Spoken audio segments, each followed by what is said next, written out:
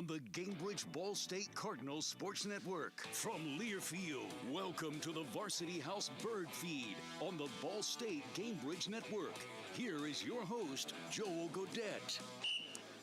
All right, this is the Birdfeed Live, coming your way, presented by the Varsity House on the ISC Sports Network, breaking down Ball State's homecoming game against the Miami Redhawks this past Saturday. Joel Godett, head coach Mike Neu, Bryce Cosby joining us as well. And Mike, it's a weird day when you look back at Saturday because everything surrounding the day, the week leading up to it felt really good. The start of the game felt really good. The atmosphere was awesome. The students came out to support. The crowd was incredible. And the game ended, and I just sat there and I went, we won, right? Like, it was just like, it was almost like this weird what just happened moment. What hit you when you sat back in your office outside Schumann Stadium on Saturday night? No question it was hard. Obviously, just as you mentioned, it was a great crowd, great day. Had a ton of recruits here for the game. Everything leading up to the game, just as you said, was awesome. Disappointing, obviously. Tough loss there, but we got to regroup. We'll take advantage of a couple extra days here to try to get some guys that have been banged up and playing through some injuries and all that, because certainly at this point in the season that happens, but we'll take advantage of a couple extra days here, and then we got to move forward full speed ahead to Akron, and as much as it's disappointing and frustrating, we got to move forward here because this is obviously a competitive conference from top to bottom. Everybody sits at 2-2 in the West except for Northern Illinois, and a lot of games still with that'll have a significant impact on how things shake out. I think that's the ultimate takeaway from Saturday is, like, yes, there's a disappointment that you didn't get the win, but then when you draw back and look at a big picture and you look at that standings graphic that the MAC put out and you see everybody except for a team you still have to play sitting at 2-2, Bryce, you realize how much everything that you still want is still in front of you. Yeah, absolutely. As Coach Neu stated, we know how the MAC conference kind of works, and how it's very unpredictable. You never know what happens week in and week out, especially reaching this final stretch where, MAC's in play and these midweek games are kind of going, anything's possible. But, as he stated, we have to control what we can control, and, that's trying to go 1-0 each week. And so, if we don't take care of business, nothing else matters. So, like he said, it's back to the drawing board. I think that's the biggest thing I've learned from college, especially just being an athlete. It's always kind of a what's next mentality, good or bad. I'm not going to really ponder on too much. Rewatch it, learn from it, and then it's how do we get better from there. Was there a turning point in your eyes, Mike, of where things it felt like, for me, it was the Ja'Shawn Jackson touchdown that wasn't, and then things kind of turned on a nail. What happened in your eyes there? Well, no question about that. And even before that, obviously to start the game, to take a drive down the field, score a touchdown, defense came out, did a great job of forcing a punt there. And then the next drive that we had just gotten the first down there, and then we had a fumble on the exchange. It was just simply a zone read play that we run a bunch, and we had an exchange problem there. And obviously that cost us because we put our defense in a bad position there. We're obviously, we had a drive going. Who knows what ends up shaking out there if we get ourselves into a 14-0 lead or 10-0 lead. And, obviously we battled back and forth, went into halftime, with the score 16-10, and then to come back out in the second half and take the ball. Defense did a great job again getting a stop to start the second half. We went down the field, we scored, and defense got another stop, and as you mentioned, just a very untimely penalty.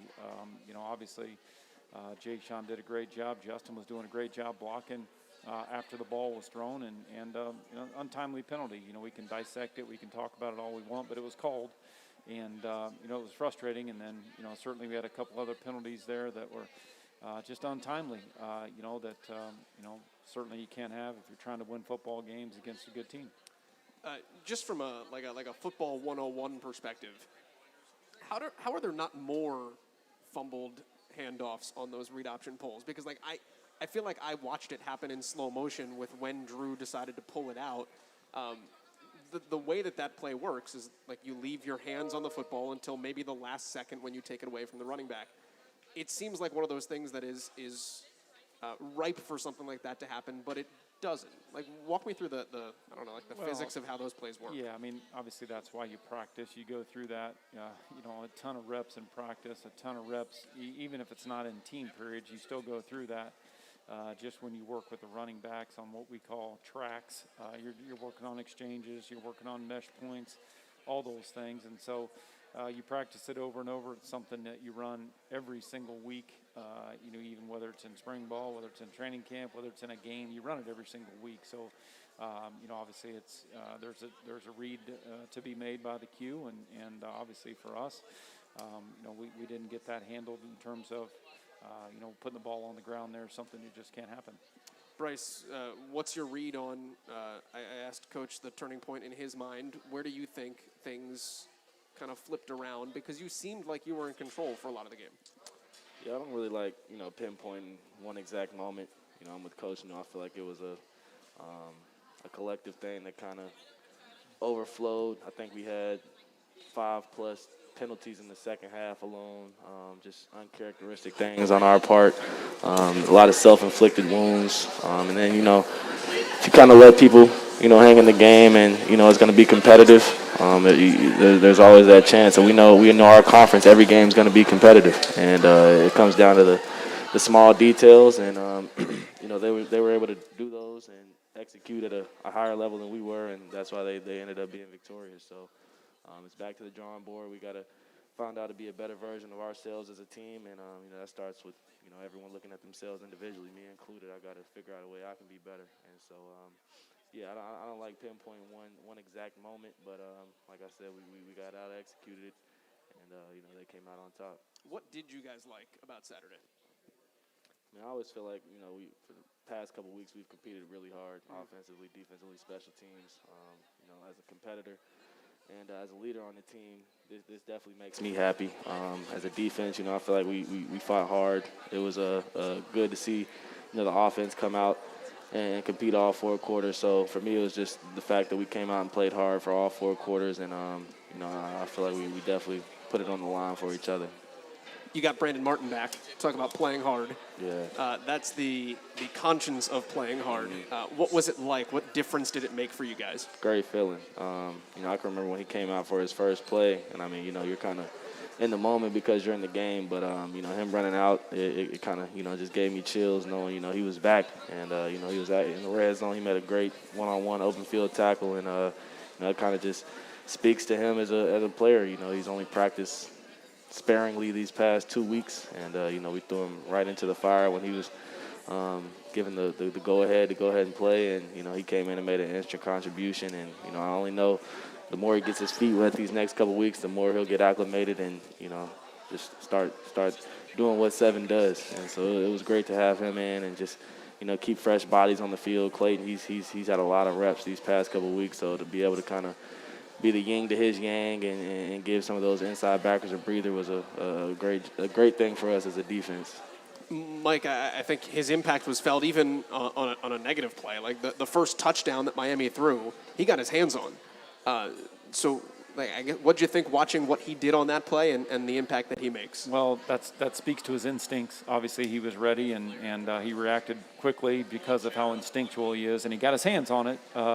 But just like Bryce said, when you see him come back and the smile on his face and the love for the game, and you kind of get up close to him, and whether it's in pregame warm-up or it's leading up the events leading up to the game, you can kind of get close to him, talk to him a little bit about the game. You can just see chills on his arm because he's excited to be back doing something that he loves, and he's put in a lot of hard work. Sometimes it's been because he's had an injury or setback, and he's had to put in a bunch of hard work to try to get himself back. But, man, just to see the smile on his face and the love for the game, and that's how he plays too. You see those same things in his play, and it's a tough day. But this team will bounce back. Obviously, you can talk all you want about the game, you can dissect it, but we lost a turnover battle. That's something we won 3 straight weeks when we won the game. When you're playing in a competitive conference, you can't do that. You lose a turnover battle. That's tough sled, man. It's tough to overcome that. So you can talk about a lot of things, but we lost the turnover battle, and we had some untimely penalties there in the second half that were self-inflicted wounds. That we eliminate those, and perhaps we're talking about a different outcome. I'm going to get to the turnover battle here in a second, but one more thing on Beamar, just in terms of usage. Do you have to be careful with him coming off of the knee injury that he had? And it looked like he played a lot in red zone situations. Is there a specific reason for why he's critical in that part of the field? Well, I mean, obviously, Coach Stockton does such a good job of rotating the guys, and I can completely leave it up to Coach Stockton and the defensive staff there. Obviously, Clayton's played a bunch of football. Jay Thomas has played a bunch of football. There was times when they were all three in the game at the same time. So it all, kind of depends on where we're at on the field. What's the personnel that we're seeing from Miami?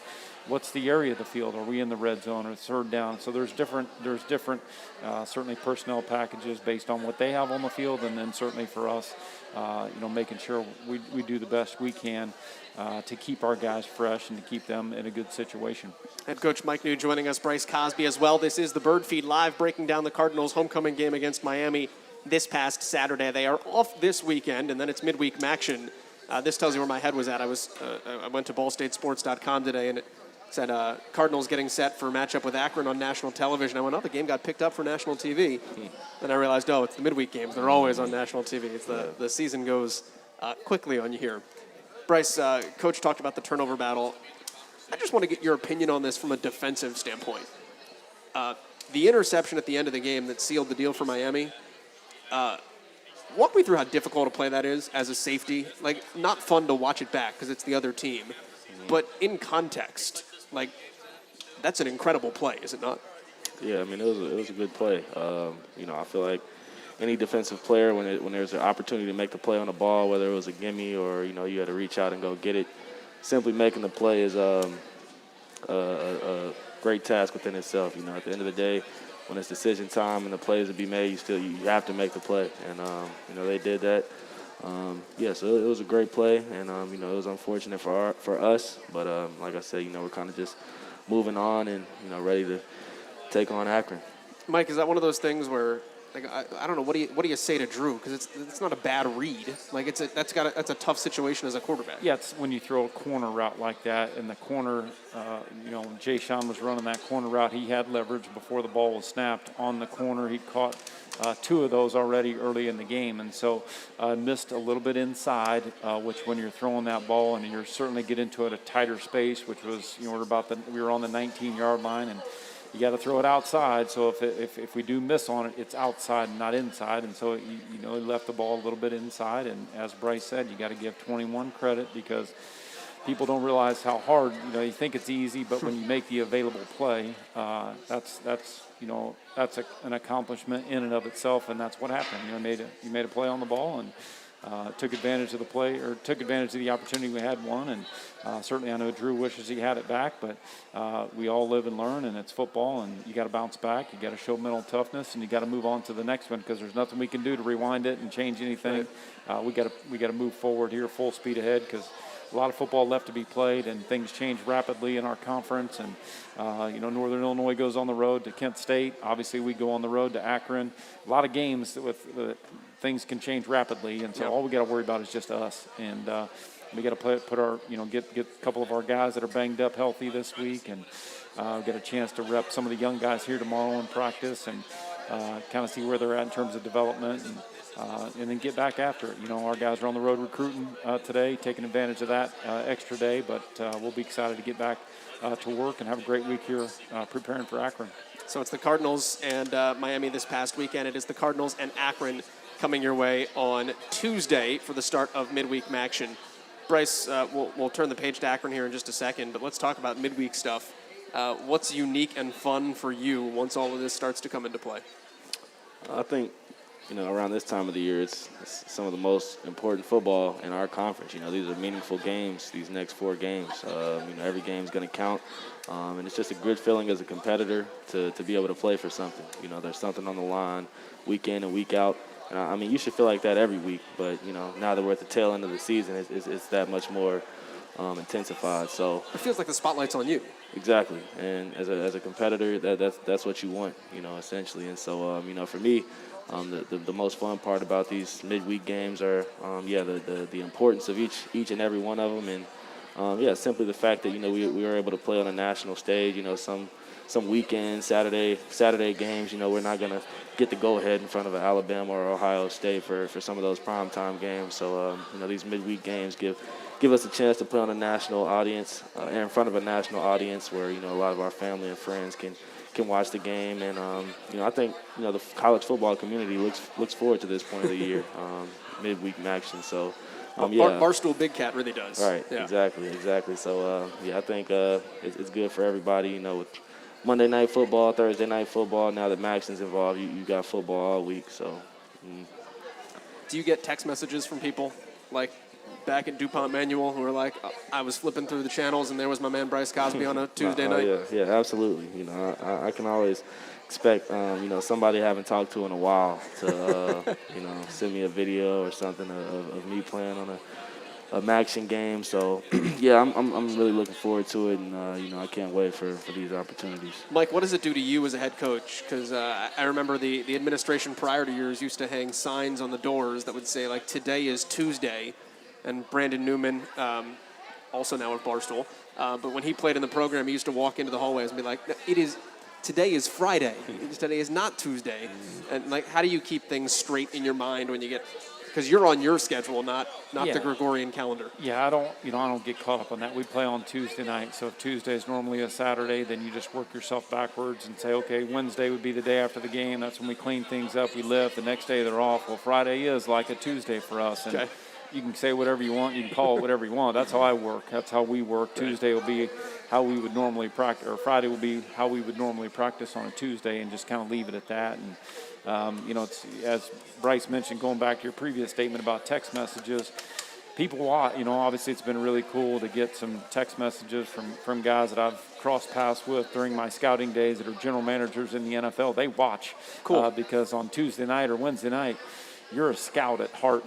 And so you're watching. There's an opportunity to watch on your TV and evaluate guys, not only from our team but from our conference. And so it's cool because you're a football junkie and that's what you do. And you watch football when it's on TV because it's giving you a different angle or different perspective on how to evaluate somebody. And Bryce, I'm sure that message is not lost on you because, like, I know it's the team, but you're a guy that has designs on wanting to play football at a next level.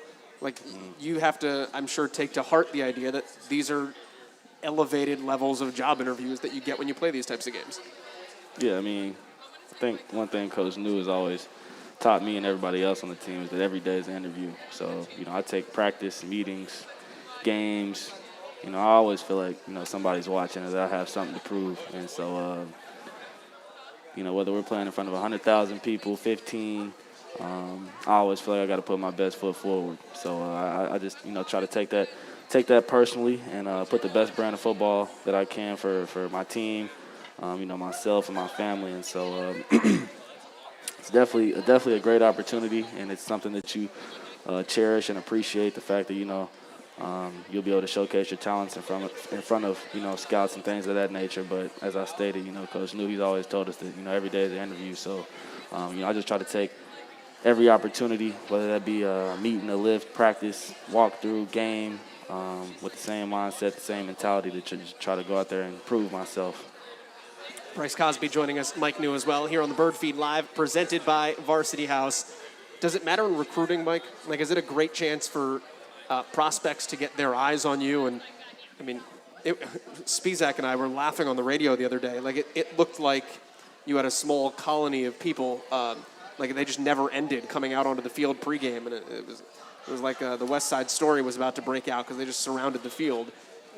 You had a big weekend in recruiting, and then it leads right into this national spotlight. That has to be really big for the program. It is, and you credit guys like Bryce Cosby, and you credit the guys on our football team and in our program that have worked awful hard to help us get where we're at. People and young men in high school that want to be a part of it because of the hard work that guys like Bryce and our kids, our young men of our program have put in. So we've had a record number here, 270 plus recruits on Saturday, and to see the field, you know, 3/4 of the way full for pregame warm-up, 3 or 4 deep, that's awesome. You know, it's something you work hard for, and certainly our coaches are on the road today, and there's a lot of positive things happening here right now, and certainly Saturday was tough, but there's a bigger body of work there, and there's recruits and families and all that look at the whole picture, and they see what our young men do in the classroom. They see how they represent themselves in the community. Some of the postseason awards are up for some of the preseason awards with Bryce being an academic All-American, 13th time in the history of our program. There's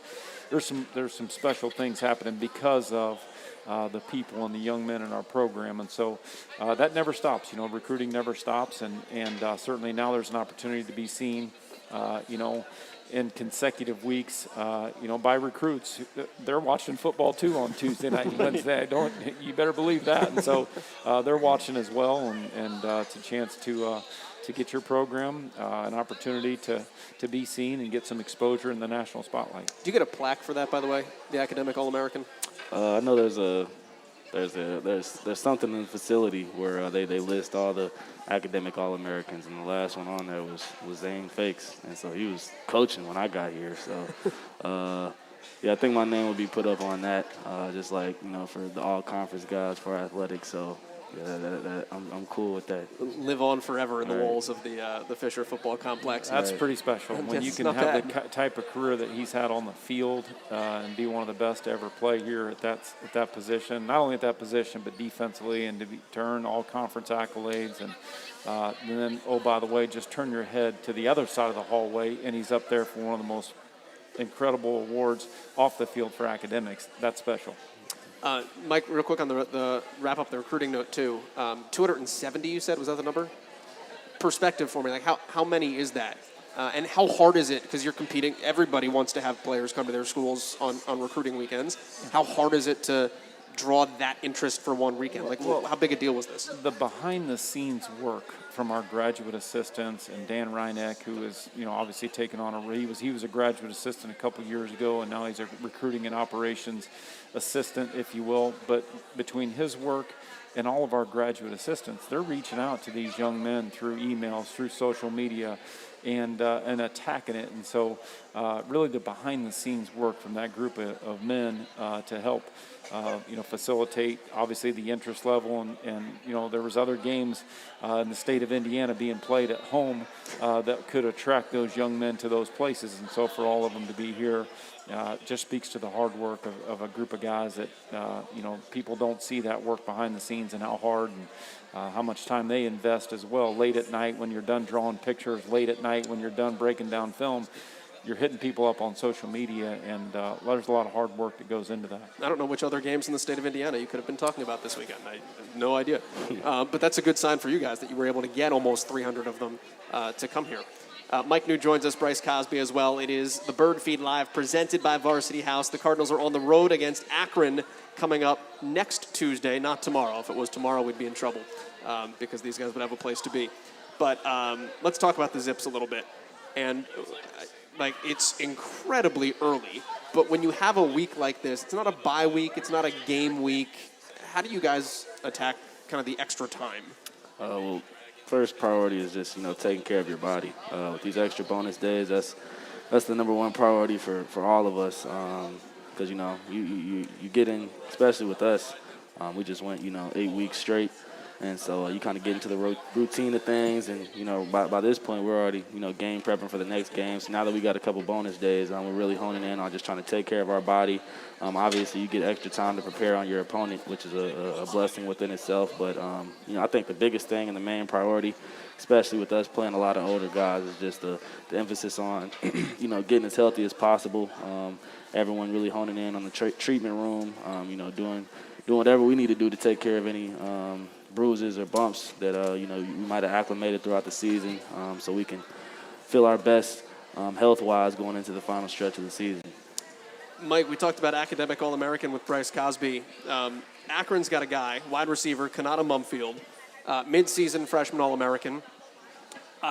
Do you know this might be a Byron Ellis question. Do you know the criteria for MAC Freshman of the Year this year? Do you have to be a freshman this year? Can you be a third-year freshman? Could you have played last year and gotten the year back and you're still a freshman? Because it looks like it's that young man against a man of steel that you guys hand the ball off to quite a bit.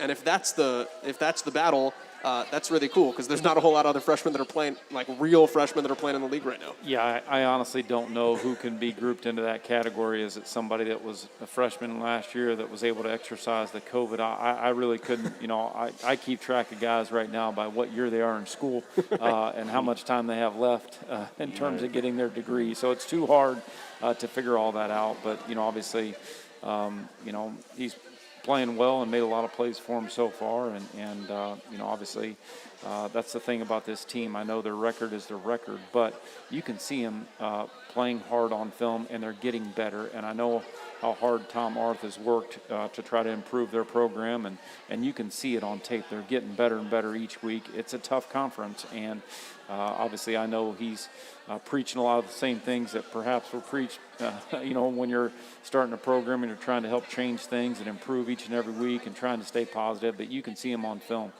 getting better each and every week and competing.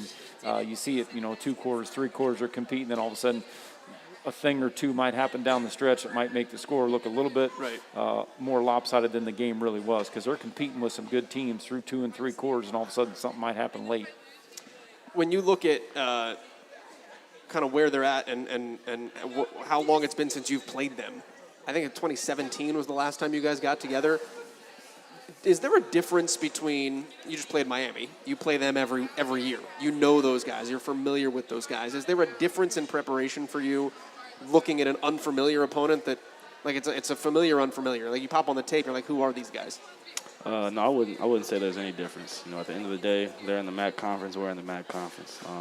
And then, the beauty of, college football is, when we're watching some of these other opponents, you're going to see Akron on tape, so there's some type of familiarity with people in the conference, whether they're on the East or the West. And so, through film study on other teams, you learn to see things from other opponents and, some of the guys that stick out for their team. And I think, that's how coaches and players become familiar with each other. You watch people week in and week out, the same guys are popping up.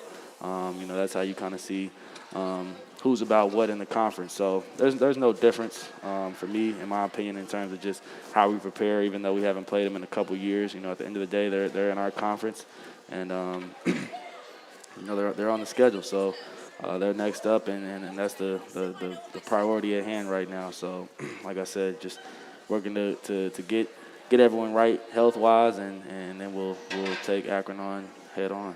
Cardinals still have everything in front of them this season, halfway through conference play at 2-2. Everybody else in the division is 2-2 with the exception of Northern Illinois, and the Cards still have to play them. So as long as Ball State takes care of its business, gets a little bit of help, it is still in a proverbial driver's seat coming down the stretch here. Before we let you guys go, I want to talk about youth, because when you look at the planning of this week, Mike, you talked earlier, you're going to get a chance to run a lot of the young guys in practice. One guy that played in particular, and you've talked about injuries as well, was kind of put into action because of injury. No Nick Jones this past weekend. JT Wahi gets banged up late in the game. So Jordan Riley Scott is out there playing corner. What was it like, and Bryce, if you want to chime in here too, to see a true freshman, I know he was in for spring, but to see a true freshman go out there and be able to make an impact? Oh, yeah. Jordan, that's my guy. Take him to the stadium every morning. I always tell him, yeah, he keeps me young. He's always joking with me. Bryce, you're stuff. like 22. Yeah. College football young, because, I feel like I've been here forever. But, no, Jordan's a freak. He's a freak athlete. And, something that you love to see in a freshman, and that he wants it. He's willing to go get it by any means. We always emphasize the importance of special teams, and I think that's essentially what got him his opportunity. We put him on a couple special teams units. He was going extremely hard, making plays, popping out on film every week. And, things like that give coaches that trust factor to put you on the field. And, it was certainly less an ideal situation. I asked him after the game, how it was and how he was feeling. And, he said he felt fine. But, just to come in the crunch time and simply just do his job. We didn't need him to do anything spectacular. Just come in and do what we know you're capable of doing. He's got reps throughout practice, so there wasn't any doubt on anybody in the back end's mind that, he could come in and fill in and do the job that we needed him to do. But, for me, as a guy that played as a freshman, it was just good to see that he came in and didn't blink. And, I feel like he handled his first real action in a very competitive game. At that, I feel like he handled it well. Mike, one other guy that was out for you was Josh Tarango. That created an opportunity in the middle on the defensive line, and he's not young, but he's younger. Justin Ramsey, I thought, showed maybe one of his better games this season. Am I right there? Well, Justin's always done. You can count on Justin to pretty much bring the same thing week in, week out. And again, unsung type of hero, unsung type of role. Doesn't ever get enough credit for what he does. But he's been, a starter for us, and he's done a good job all last year. If you look at the job that he did, and even this year, Josh was out just because he was sick. He'll be back, but. Obviously, it's great to see guys step up, and certainly comment on Jordan Riley. He was playing some safety early on, and then obviously because we had some injuries, he played some at corner. But I'll never forget way back the very first time we were ever going live. He was the first guy that I couldn't wait to see that day in practice when we were going live, because, as Bryce said, he loves it, and he also loves contact. And so I'll never forget just the anticipation for me that morning going into practice, going, I can't wait to see this. Who's it going to be that he's going to be one-on-one with in the open field, and who is he going to go completely after? So, but he is certainly a young player with a ton of upside and great work habits, and obviously love his contagious smile, and he's always got a great look on his face every morning when he's comes ready to go to work. How much did it benefit him to be here in the spring? I think any early enrollee, like I always say, there's got to be a certain level of maturity for you to take that step. But anytime you can come in the spring, it just gives you that much more prepared for what might happen in the fall. I wish I could have came in the spring. There's no summer bridge program, which is kind of the slow acclimation process just to the weight room, kind of how things work. You come in the spring, by the time you get to the summer and your class gets here, you're not really with them. You're with us, the older guys, and you're on our weight program, our weight plan. You're one of the cool kids at camp now. Yeah. Right. You're already in good with the upperclassmen, so you're comfortable with everything. On top of that, not to mention spring ball. You've got the playbook before everybody else. So, I'd be lying if it said it didn't kind of give you a step ahead from the competition per se. But, as I stated, there's got to be a certain level of maturity to take that step and be ready to, kind of leave high school like that a semester early and come play in college. And I think, him and, Todd Baldwin, they've kind of, acclimated well and definitely fit in right away. And so, they both have bright futures, and I can't wait to see what the future holds for both of them. Well, they got an opportunity coming up next Tuesday when the Cardinals go to Akron. That is a 7:00 kick, which means a 6:00 Northwest Bank countdown to kickoff. It is the national television stage and the return of midweek action when Ball State goes to Akron. Mike, appreciate you coming by. Bryce, appreciate you being able to find a parking spot today. Yeah, flooding was crazy. It's raining. There's people all over. It's always sunny in Muncie, as we say. Right. So, guys, good luck this week, and we will talk to you not here on Monday next week, but we'll break down the Akron game the Monday after that, and roll on the back quarter of the season. All right. Thank you. All right, that is Bryce Cosby joining us. It is Mike Neu joining us. It is the Birdfeed Live, as always, presented by Varsity House, live on the ISC Sports Network, on YouTube, and on demand on the Chirp Cast podcast feed. Until next week, so long.